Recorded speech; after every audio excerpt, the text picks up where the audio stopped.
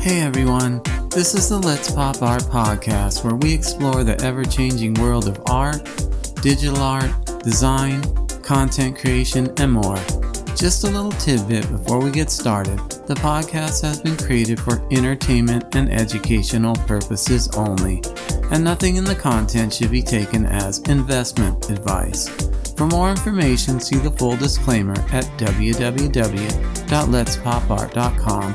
Again, that is www.letspopart.com. So let's get into it and have some fun.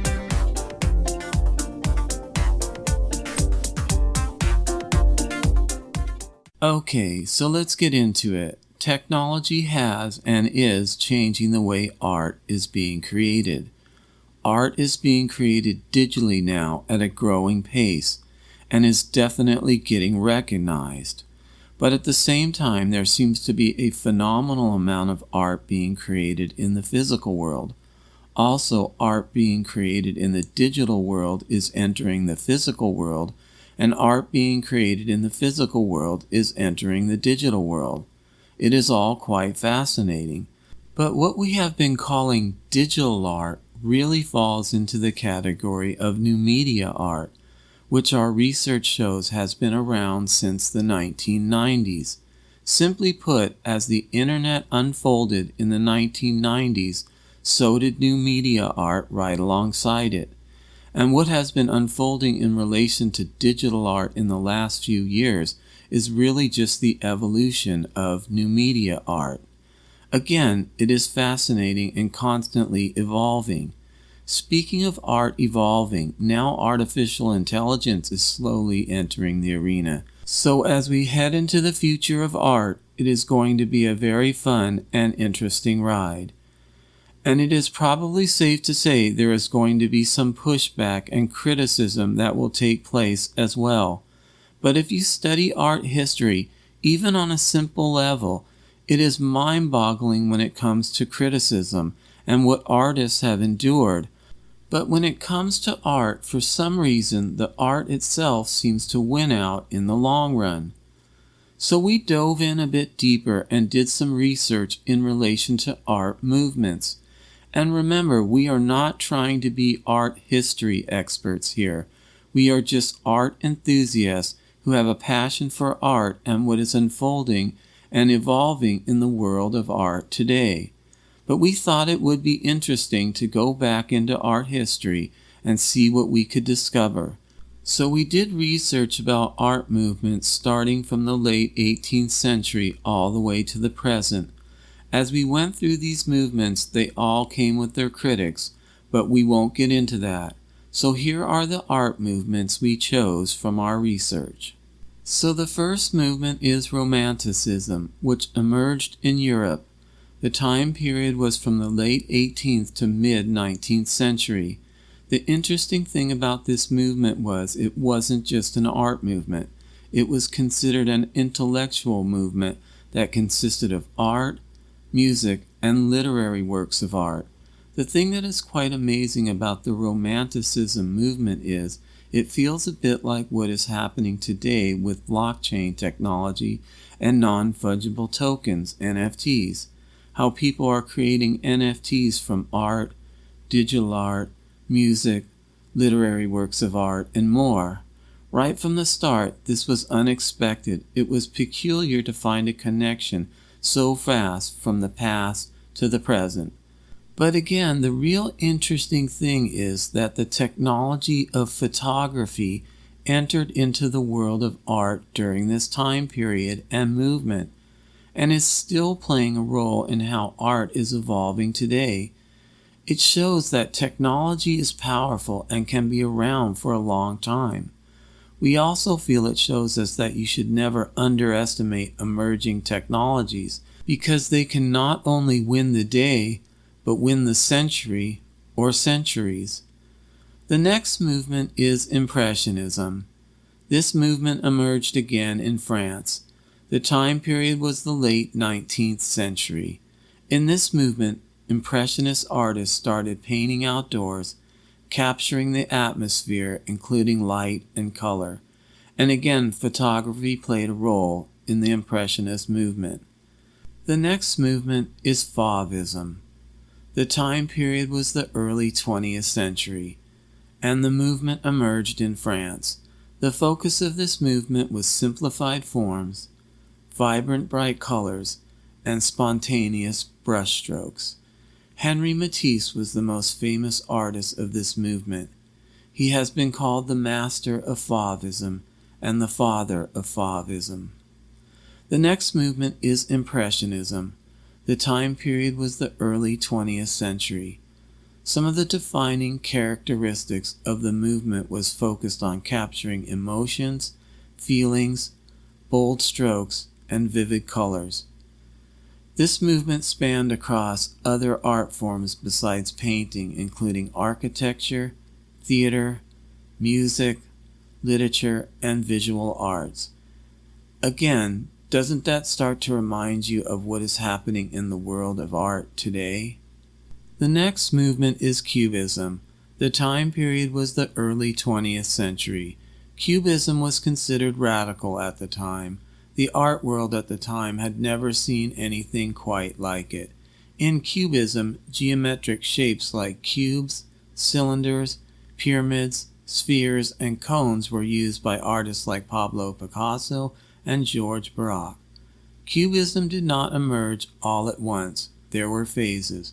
First came analytical cubism, where artists like Picasso and Braque used geometric shapes. The next movement is Dada. The time period was the early 20th century. In reaction and response to the devastation of World War I, this art movement emerged. Dada has been described as radical and anti-art.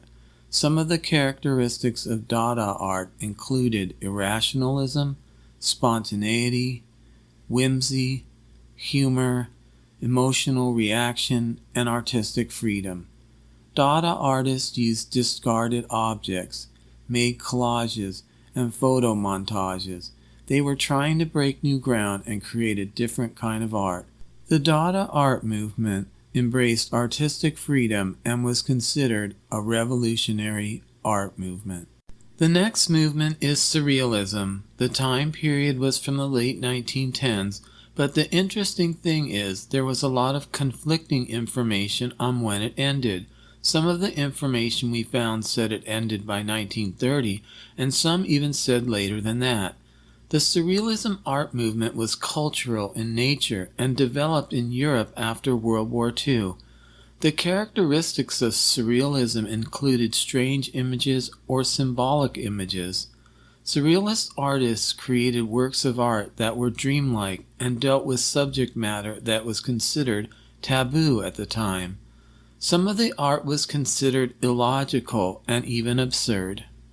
The next movement is Abstract Expressionism. The time period was the mid-20th century after World War II. One of the interesting things about the abstract art movement was it started in the United States and was the first art movement started in the U.S. that achieved international recognition. Abstract Expressionism started in New York City, and with its international recognition, it put New York City in the spotlight. Abstract Expressionist artists painted paintings that were large in scale, free-flowing, and spontaneous. The next movement is Pop Art. The time period is from the 1950s to 60s. Emerging in both Britain and the United States, the pop art movement definitely challenged the status quo and the traditions of fine art. Pop artists created works of art that depicted popular culture, including advertising, comic books, and everyday products. Pop artists used a lot of bold colors and flat shapes, and used techniques like screen printing and collage. When it comes to lasting impact, pop art continues to influence pop culture to this day. The next art movement is minimalism. The minimalism art movement emerged in the 1960s, primarily in the United States. Geometric shapes and forms are one of the characteristics of minimalism: squares, rectangles, and cubes. Objectivity, precision, and simplicity are also associated with minimalism as well. Minimalism was a significant art movement that left an impact on contemporary art that is still very much alive today. The next movement is conceptual art. The conceptual art movement emerged in the United States and Europe in the mid-1960s and 70s. Some of the characteristics of the conceptual art movement were an emphasis on ideas and concepts, and the use of non-traditional materials. Collaboration was also part of this movement. Artists, writers, musicians often collaborated. Conceptual art pushed the boundaries in relation to art being tangible. This led to performance art, installations, text-based works of art, and more. There was also a focus on the process or journey, not just the finished product. Conceptual art was definitely an experimental art movement that has left a lasting impression on contemporary art to this day. The next movement is postmodernism. The postmodernism time period is kind of a debate. Some research said the time period was from the late 1960s to 80s. Some say it started in the late 1960s and peaked in the 1980s and 90s. The postmodernism art movement is vast in nature, and research shows that it is still evolving in the art world today. Getting under the hood of this art movement is fascinating. It encompassed visual art, architecture, and literature. Simply put, postmodernism challenged modernism. With modernism, there was an emphasis on high culture. Postmodernism dove into pop culture. The next art movement is Neo-Expressionism. The art movement Neo-Expressionism emerged in the late 1970s and early 1980s. Neo-Expressionist artists used bold colors, large canvases, and the work was sometimes figurative. The Neo-Expressionism art movement peaked in the early 1980s, but began to decline in popularity. But this is a significant art movement that is said to have left a lasting impact on contemporary art. The next art movement is graffiti art. Graffiti art started to evolve in the 1970s, but research shows that it started in the 1960s. In the 1970s, the graffiti art movement had made its way to New York City.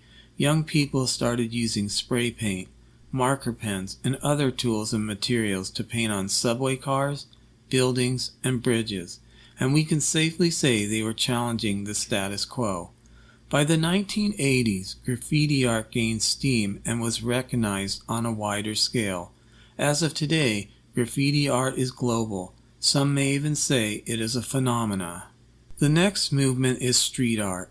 Often without permission, street art is created in public spaces. It can surface in many forms, including murals, installations, and graffiti. The graffiti art movement of the 1970s and 80s was definitely the prequel to the street art movement. Both are definitely rooted in rebellion.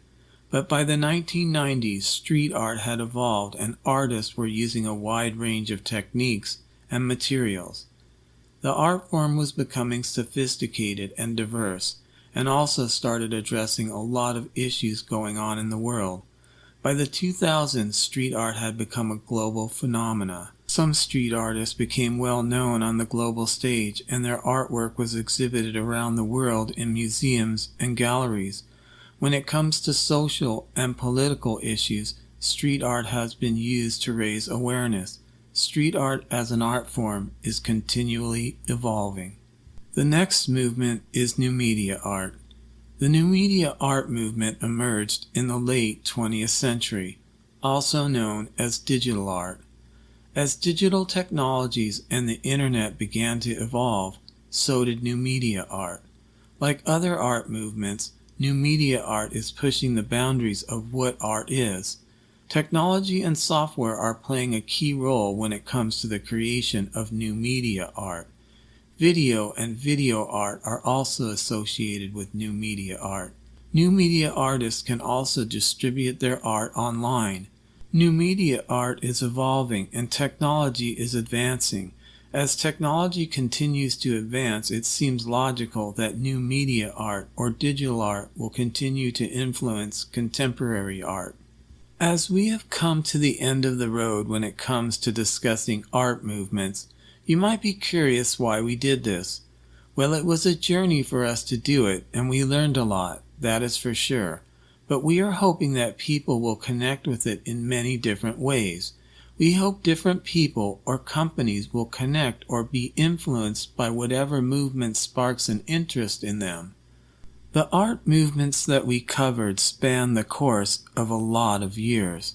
We also wanted to see if any of the art movements of the past had connections to the present and what is going on in the art world today. For us, we definitely found connections from the past art movements to what is happening in the art world today. This was an interesting journey for us, and one of the art movements that really excited us was the conceptual art movement. We hope you enjoyed this podcast episode titled Finding Inspiration in the Art Movements of the Past. Until next time, thanks for listening. We hope you enjoyed the Let's Pop Art podcast, and if you'd like to continue the conversation, you can read our blog at www.letspopart.com or visit us on Twitter, Instagram, and Pinterest. Until next time, thanks for listening.